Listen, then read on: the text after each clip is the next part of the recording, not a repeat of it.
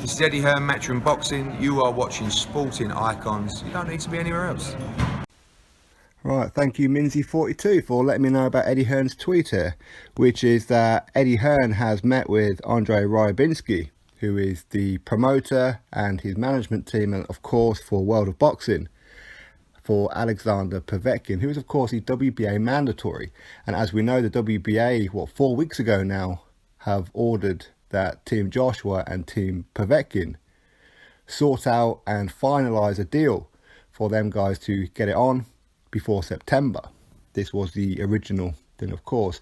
The only way that Joshua can, I don't want to use the word avoid because it's not what I mean, but not fight Alexander Povetkin is if he goes for undisputed or unification, if you like, against Deontay Wilder. Now, even that is not set in stone, okay? The WBA do not have to grant it. They really don't, but they probably will. Most sanctioning bodies do. But as I said, it's not written in stone that they will. So Eddie Hearn meeting up with Rybinski could mean a couple of things. Could mean that, there is meeting just to let Team Povetkin know exactly what's happening with Wilder. Now, Anthony Joshua, a couple of days ago, he said that he feels that the Wilder fight is imminent to being announced. There's a few finer details to get over the line, to agree upon, all that kind of thing. So for as far as he's concerned, this fight is going to happen. He's not too concerned about Alexander Povetkin just yet, while there's a Wilder fight. So given the choice, he wants Wilder over Povetkin. Some people who are Anthony Joshua haters, if you like, will say, oh, well, he's avoiding Povetkin. If he fought Povetkin, oh, well, he's avoiding Wilder. And other people will say, well, he's avoiding whoever. Such is life.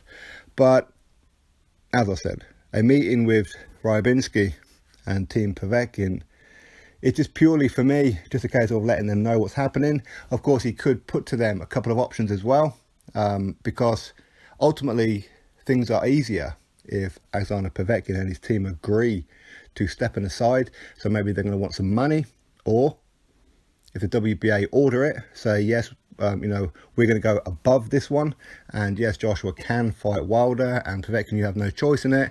Maybe Eddie Hearn is giving them some options to say, hey, listen, if this fight happens, whether it's going to be in the UK or America next, we don't know, as you are set to fight the winner next, then how about fighting on the undercard against maybe Dillian Whyte, against Joe Joyce? Both these guys have been calling out Alexander Povetkin ever since he beat David Price. So it's an interesting one, that's for sure. But it could also be that, you know what, maybe things aren't going as well with Wilder as maybe we're being led to believe. Maybe the Wilder fight could be going well, but they're going to agree to fight at the end of the year.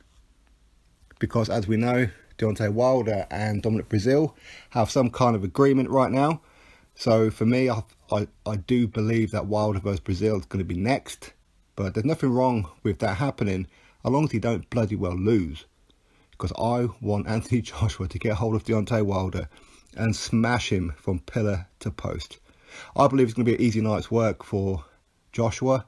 I think Joshua will find it easier to beat Wilder than he will Povetkin. Straight up, that's the truth of it. Of course, everybody has their own opinions on this one. But for me, I think it could be a case of, listen, we want to fight Wilder next. The deal is almost done. We could be fighting him at the end of the year. You are welcome to fight, say, Dillian Whyte as an example, on the undercard, and then you step in the ring and face off against the winner at the end of the night. Or it could be a case of, because Wilder's going to be fighting Breazeale next in possibly, July, August time, I think it is.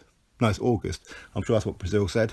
Then maybe Joshua against Povetkin, just get the mandatory out of the way and fight Povetkin around about August time as well, and then fight Wilder at the end of the year. But again, as I said, it's a risky situation for Joshua to take on Povetkin and Wilder to take on Breazeale. Because what happens if one of these guys lose?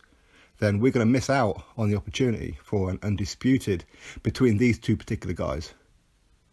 Really, it could happen. Because for all we know, both these guys could lose. We don't know, it's unlikely, but it could happen. So we could end up having Povetkin versus Breazeale for undisputed. You never know how things go. You really don't. So for me, I think Joshua and Wilder should just concentrate on each other and maybe sweeten up Povetkin by getting him on the undercard against Dillian Whyte, or I don't know, Luis Ortiz or Dominic Brazil or something, anything, you know, just whatever it may be. But anyway, I'm just getting that news out there for you all, that Eddie Hearn has met up with Team Povetkin.